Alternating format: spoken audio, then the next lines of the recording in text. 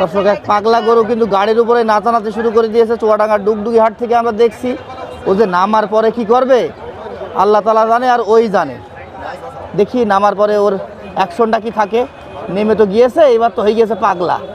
ওরে বাবা, গরু মালিকরা সব দড়ি ছেড়ে দিচ্ছে, এত বেশি ভয়ঙ্কর বা এত বেশি জ্বালিয়েছে। এই যে নেমেছে, নামার পরে কিন্তু এখনো দেখছি ও রোগ পাক কমেনি। হ্যাঁ, গাড়িতেই পেঁচিয়ে ফেলেছে, মনে হচ্ছে ওকে শান্ত করা গিয়েছে। এই যে ওরে বাবা রে বাবা, পাগলামি কারে বলে। এই টাইপের গরুগুলো অনেক চঞ্চল, হ্যাঁ, দুষ্টু প্রকৃতি বা বদ প্রকৃতি বা রাগান্বিত হয়। হ্যাঁ, অনেক খ্যাপা টাইপের ক্ষিপ্ত গরু এইগুলো।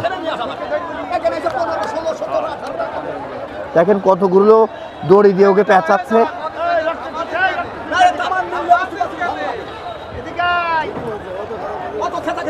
বেঁধে ফেলেছে। ওই যে দেখেন, এই বাবা রে বাবা, শুরু করেছে, পাগলামি শুরু করেছে। লাল রঙের একটা, এই 4.5 মণ মাংস হতে পারে ওর শরীরে, কিন্তু এত বেশি ছটফট করতেছে।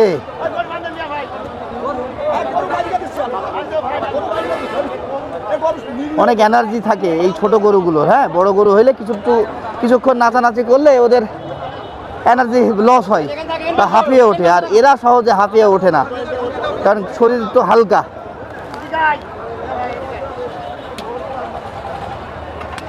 যাক, মোটামুটি ঠান্ডাও আবার পাগলামি করবে আমরা দেখছি শুনছি চুয়াডাঙ্গা ডুগডুগি পশু হাটে।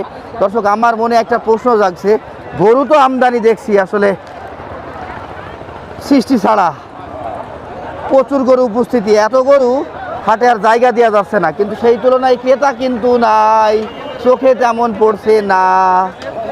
গরুর বাজার কিন্তু অনেকটা সস্তা হয়ে যাবে শাহিন ভাই, লসে দিয়ে যাওয়া লাগবে। দর্শক, আজকে হাটে আসলে মজা পেতেন যারা ক্রেতা ছিলেন, আবার আসেননি ঠিক আছে, যারা অল্প ক্রেতা আছে তারা কম দামে কিনতে পারবে, তবে আসার দরকার ছিল। হ্যাঁ, অনেক গরু আমদানি দেখেন, অনেক গরু, গরুতে একদম ফাটাফাটি কালেকশন ভরে গিয়েছে হাট, এত গরু।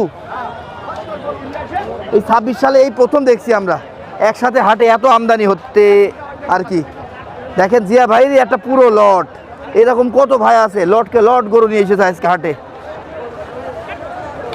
এগুলো তো শুধু লাল শাহিওয়াল দেখাচ্ছি, ফ্রিজিয়ানের হাটে আপনাদের দিয়ে যাচ্ছি, দেখাবো।